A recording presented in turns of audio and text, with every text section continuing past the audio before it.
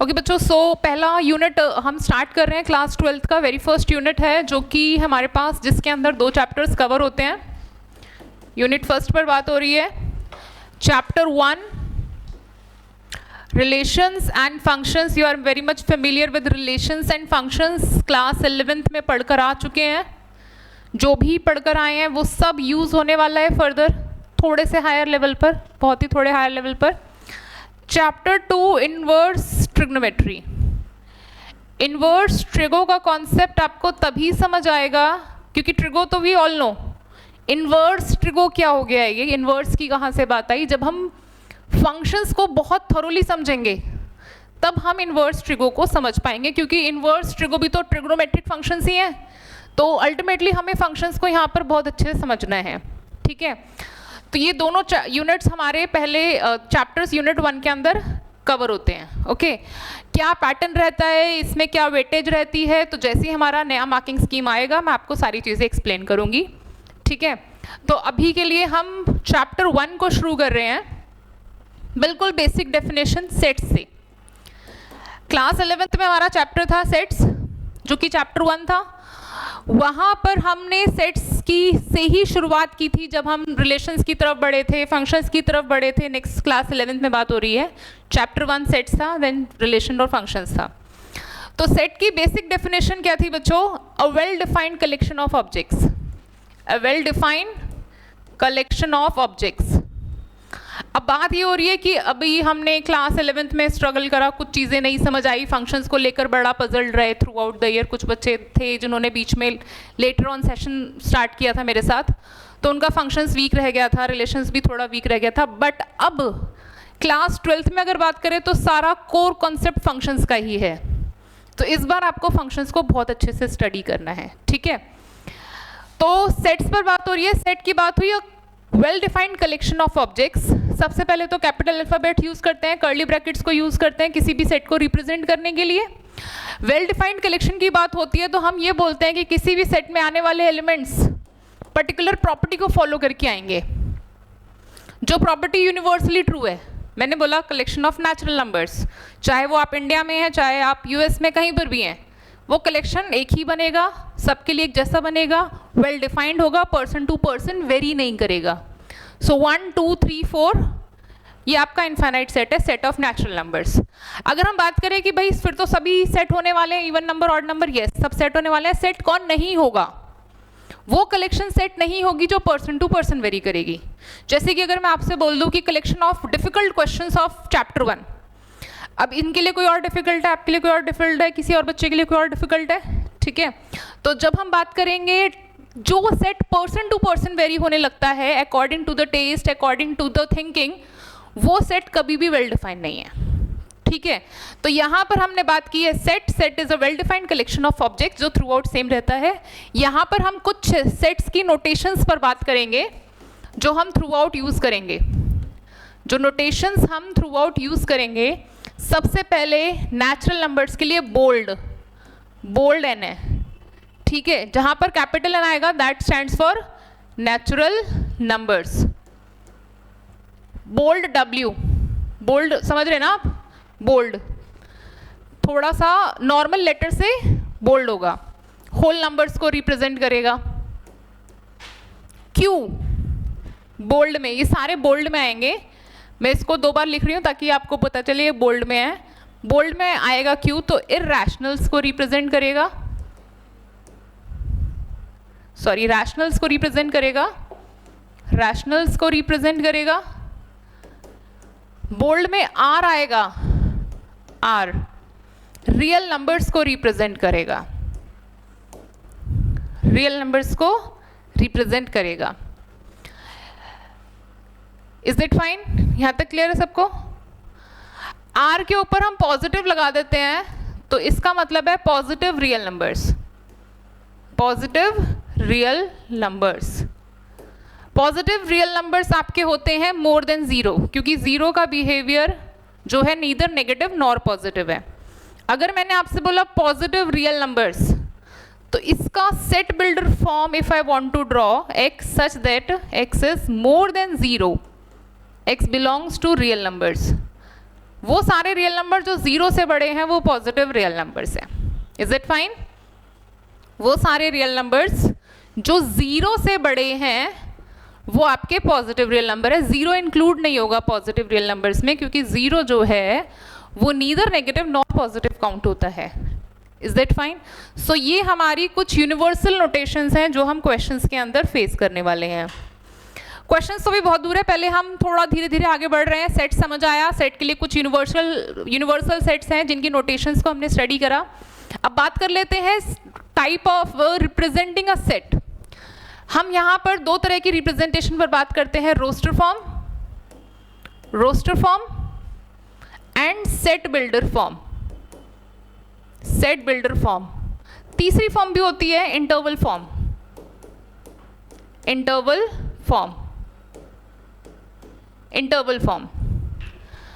Roster form हम basically countable set के लिए रिप्रेजेंट करते हैं। बोर्ड पर ध्यान, जैसे कि मैं बोलती हूँ आपसे इवन नंबर्स, तो 2, 4, 6, 8 चलते चले जाएंगे। यहाँ पर पर्टिकुलरली हर एक एलिमेंट को रिप्रेजेंट करना पड़ता है। बट अगर सेट बिल्डर फॉर्म के अंदर हम बात करेंगे सेम की, इसी सेट की, सेट ए की ही बात कर रही हूँ, तो सेट ए के लिए आप यहाँ पर इसी सेट को किस तरह से लिखते हैं, जनरलाइज्ड वे में x such that x is 2n, n belongs to natural numbers, n belongs to natural numbers, n की वैल्यू 1 रखेंगे, 2 रखेंगे, 3 रखेंगे, इस तरह से हमें ये पूरा सेट अपना कंप्लीट मिल जाएगा। काउंटेबल एलिमेंट्स को हम सेट कर्ली ब्रैकेट से इस्तेमाल करते हैं। अनकाउंटेबल एलिमेंट्स भी होते हैं सेट के, उसके लिए हम इंटरवल यूज करते हैं। इसमें थोड़ा सा डिफरेंस समझेंगे क्योंकि ये ज़रूरी है, काउंटेबल अनकाउंटेबल की क्या बात हो रही है। एक और एग्जाम्पल लेते हैं, मल्टीपल ऑफ 10। मल्टीपल ऑफ 10 ही लेते हैं, 10 रेज़ टू पावर में लेते हैं, like 10 raise to power 1, 10 raise to power 2, 10 raise to power 3, इस तरह से ये मेरा सेट चल रहा है इनफाइनाइटली। इसको लिखने के लिए I can use set builder form as 10 raise to power n, n belongs to natural numbers. ये सरुना समझ आ रहा है बेटा? यस। तो ये सारे हमारे काउंटेबल सेट है। काउंटेबल मतलब है कि हमें पता है इस एलिमेंट के बाद कौन सा एलिमेंट आने वाला है। मुझे पता है 8 के बाद अब 10 आने वाला है, 10 के बाद अब 12 आने वाला है, सो आई नो द सीक्वेंस। यहाँ पर भी 10, 100, 1000, 10,000, लाख, 10 लाख चलता रहेगा। सीक्वेंस मुझे पता है, वन आफ्टर अनदर पता है।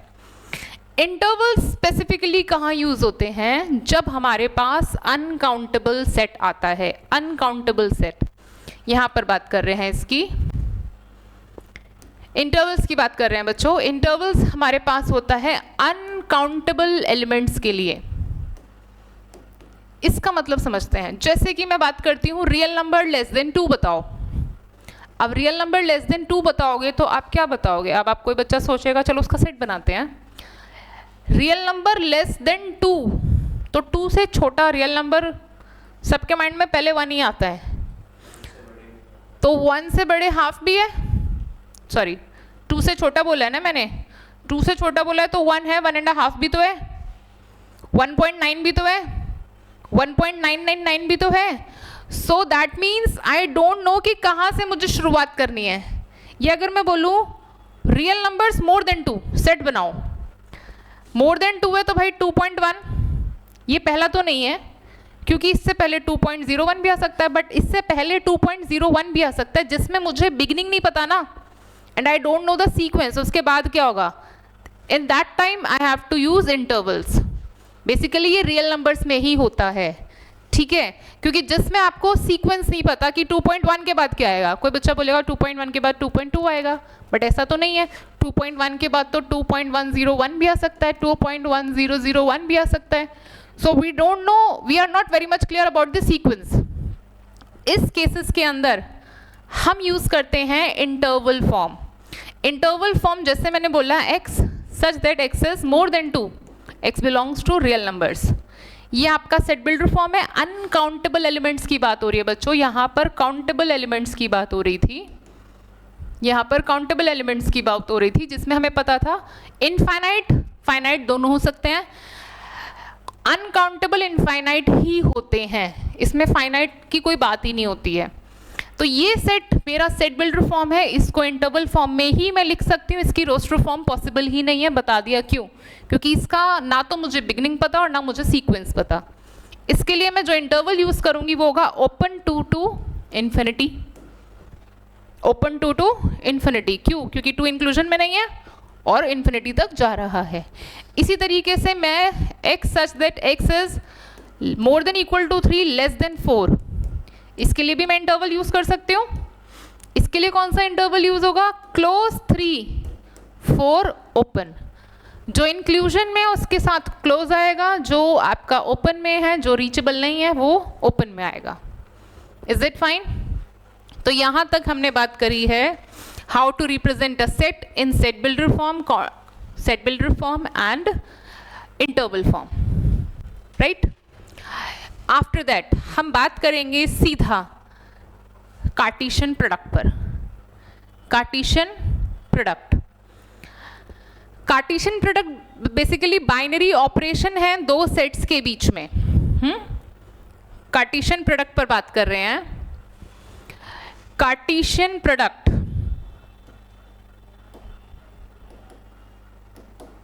कुछ बच्चे नोट करना चाहते हैं, शायद पीछे वाला नोट कर लीजिए, इसको नोट कर लीजिए जल्दी से।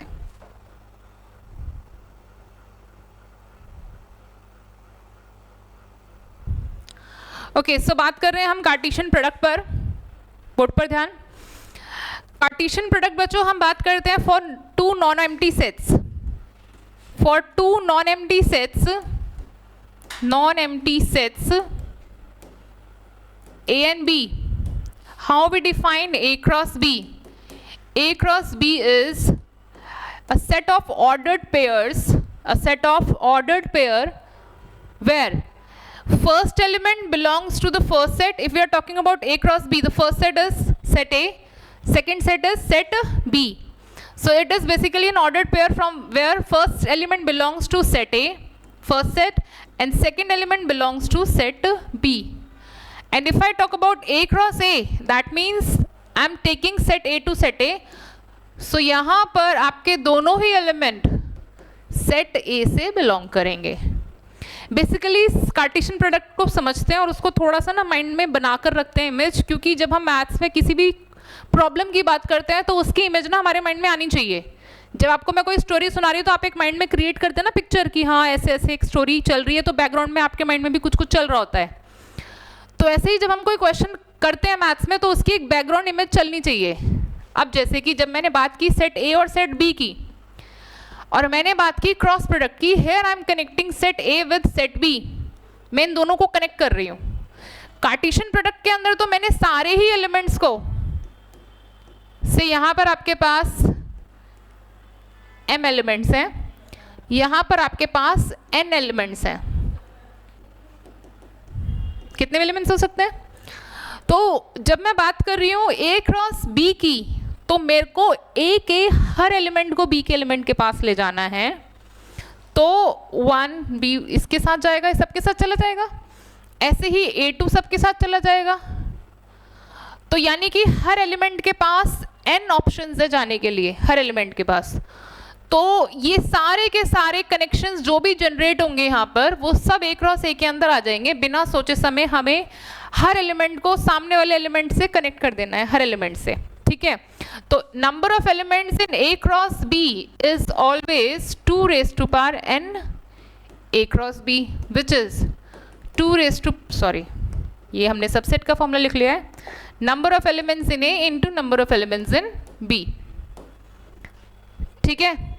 तो हमारे पास किसी भी सेट क्रॉस कार्टेशियन प्रोडक्ट में how many elements we have, number of element A into number of elements in B। For example अगर मेरे पास सेट A के अंदर 1 2 3 एलिमेंट्स हैं और सेट B के पास 3 4 5 एलिमेंट्स हैं, सो A क्रॉस B के अंदर कितने एलिमेंट्स आएंगे पहले वो देख लेते हैं। 3 into 3 9 elements, that means 9 ordered pairs generate होंगे। एलिमेंट्स मतलब ऑर्डर्ड पेयर। तो A क्रॉस B अगर मैं लिखती हूँ यहाँ पर, so what should I right, 1 3 1 5 1 4, 1 सबके साथ कनेक्ट हुआ, फिर 2 भी सबके साथ कनेक्ट होगा, 2 3 2 5 2 4,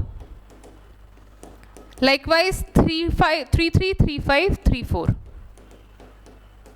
क्लियर? सो जितने भी कार्टेशियन प्रोडक्ट हमारे पास बन रहे हैं, या फिर वो A क्रॉस A का है या वो B क्रॉस B का है, अल्टीमेटली हम एक सेट के एलिमेंट्स को दूसरे सेट के एलिमेंट से कनेक्ट कर रहे हैं। वो दोनों सेट सेम भी हो सकते हैं और वो दोनों सेट डिफरेंट भी हो सकते हैं। बात करते हैं subset of A cross B पर। यहीं से हमारी स्टोरी शुरू होती है अब 12th की। Subset of A cross B, जो बात हमने क्लास 11th में नहीं की थी, हमने यहाँ पर तो बात की थी, बट हमने सबसेट ऑफ A क्रॉस पर बात की थी। रिलेशंस थे वहाँ पर भी, थोड़ी सी बात हुई थी, डोमेन रेंज एंड ऑल, बस उतनी ही। Subset of A cross B, अगर मैं यहाँ से कोई भी सबसेट ले लेती हूँ, so I name that as relation. मैं उसको रिलेशन के नाम से बुलाती हूँ। Subset of A cross B को हम बोलते हैं relation from A to B। A to B का रिलेशन है बच्चों वो। रिलेशन अगर मैं बोलती हूँ relation, what is relation from A to B is nothing but a subset of A cross B, जहाँ पर हम A और B के कुछ एलिमेंट्स को आपस में रिलेट कर रहे हैं। तो अगर मैं पहला रिलेशन ले रही हूँ यहाँ पर, first relation, any random elements, कोई भी रैंडम ले लिया मैंने, तो ये सबसेट तो है ही, A क्रॉस B का सबसेट है। मैं इस तरह से बहुत सारे रिलेशंस बना सकती हूँ। कोई भी रैंडम रिलेशन ले लिया बच्चों मैंने, दीज आर रैंडम रिलेशंस, कुछ भी ले लीजिए, 1 4 3 4, ये बहुत सारे रिलेशंस हम इस तरह से बना सकते हैं।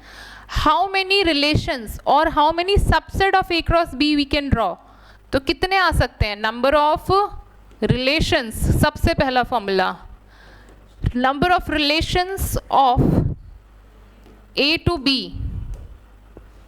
और subset of A cross B, एक ही बात है, एक ही बात है।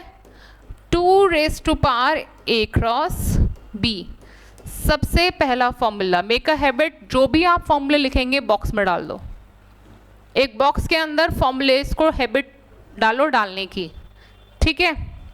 सबसे पहला फॉर्मूला हमारा जो जनरेट हुआ है आज की क्लास में, number of relations from A to B, या फिर subset of A cross B is nothing but 2 raise. तो ऐसे कितने रिलेशंस मेरे पास बन सकते हैं? 2 raise to power 9 as per this question, this example, 9 बन सकते हैं। उसमें से एक रिलेशन मेरा एम्प्टी रिलेशन होता है, खाली रिलेशन भी तो होता है, एम्प्टी भी तो सबसेट होता है।